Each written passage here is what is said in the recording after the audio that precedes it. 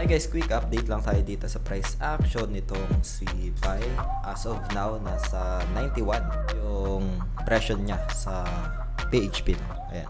We can see some decrease dito for the past couple of hours, no? Kasi yung crypto, BTC, Ethereum, and other crypto market, retracing. So, itong si Pi kahit papano nag-maintain yung kanyang price action, and we can also check dito sa kanyang chart, no? So, discuss natin dito yung mga nilagay natin na tumaguhit na ito. We can also see breaking dun sa mention natin yesterday na diagonal support trend line, no? So, pag-uusapan natin yan dito sa video natin today. Pero bago tayo dito magsimula, kung hindi nyo pa na-like itong video na ito, please like this video first, subscribe sa YouTube channel natin, turn on the bell icon para ma-notify kayo dito sa mga updates natin na ginagawa sa ating YouTube channel, guys, no? So, yesterday, ginawa natin to ng update. Mention natin yung mga potential support zone around 1.4 na retest. Ayan, nagkaroon ng pagbagsak ng presyo dahil dito sa diagonal support trend line na ito, guys, no? Mag-add ulit ako dito, guys, kasi we can see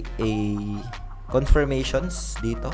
Ayan, ito yung tinitingnan natin na next diagonal trend line niya kasi kanina ni-retest pero nagkaroon ulit ng pagtaas ng presyo, no? As of now, we can see a strong resistance within this area, no? Nasa 1.58 territory. Ito pala, guys, discuss ko na rin itong guhit na ito. Ayan, itong zone na ito is one of a vital resistance, guys, no? Kasi ni-retest ito tapos bumagsak. Yung isa pa sa previous highs niya dito, area ng 2.2 territory, no? Almost 2.2. Dahil ito yung listing price na pinakamataas, no? And kailangan niyang basagin ito para magkaroon siya ng pagtaas ng presyo dito. Daming factors na kailangan i-consider dito, guys, no? But this is one of the major resistance if ever man na mapuntahan niya ito. Ay ito yung area na kung saan I would say makunat, no? Kasi nandyan yung volume ng supply, no, ng mga sellers, no? So as of now, dito muna tayo, and bago pala mapuntahan niya to, kailangan niya munang basagin itong mga resistance area na ito, guys, no? Initially, itong recent zone na ito around 1.58, 1.6, guys, no? Pero isa sa tinitingnan ko dito, guys, if we observe dito sa 4 hours time frame, pa-decline yung volume, guys, no? Ayan, no, pa-decline siya. Tapos yung price action niya is going up. Please be careful na lang dito, guys, kasi this is one of the bearish pattern.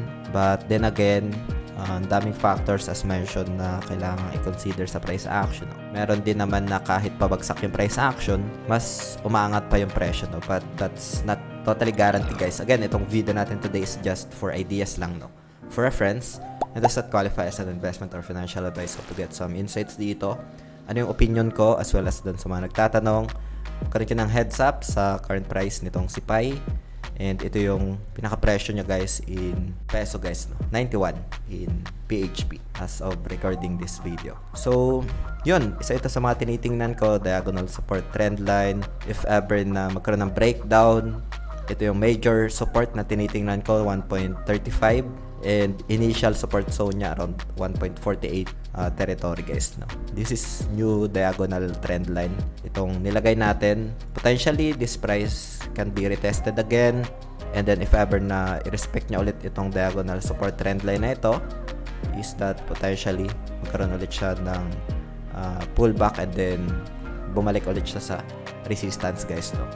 Downside scenario dito, if ever na magkaroon ng breakdown dito, just like what happened dito, guys, no? So that's more or less 12%, no? So if ever na magkaroon ng breakdown, and almost dito 12% din, no, sa kanyang previous support noong February 23, nasa 1.34, 1.33 territory for this price action nitong si Pi. So yun, hope you get some insights, ideas dito sa video natin today. Meron tayong mga tutorials sa mga nagtatanong how to buy and sell simulation. Lalagay ko na lang dito, guys, sa screen, and see you sa video na yun, guys. Maraming salamat ulit sa panunood. Ingat tayong lahat. Peace out. Bye for now.